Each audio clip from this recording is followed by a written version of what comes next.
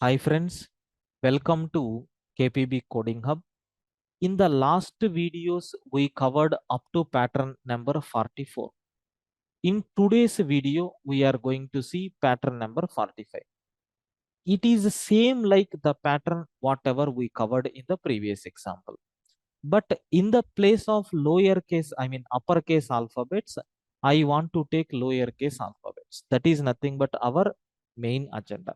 Sir, here I am going to take A, B, C, D, E, F, G, H, I, J, K, okay, L, M, N, O, P, Q, R, S, T, U, V, W, X, Y.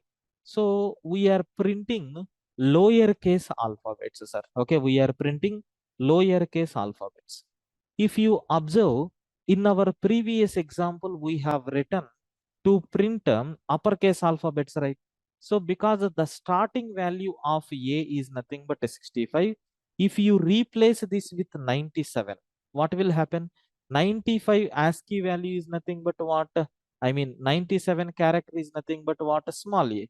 That's why 97 plus 0 will become small a, 97 plus 1 will become small b, 97 plus 2 will become small c. Like that, it is keep on increasing. That's why just changing of ASCII value is sufficient. Now I want 5 rows. Have you observed here?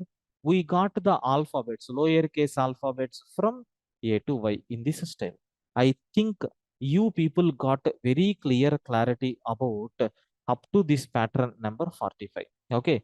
So these are the patterns, whatever we discussed, all similar kind of patterns just by changing the row value, column value, and the order from 0 to n or from n minus 1 to 0, like that we have covered. Okay. I think you people got very clear clarity about this, right?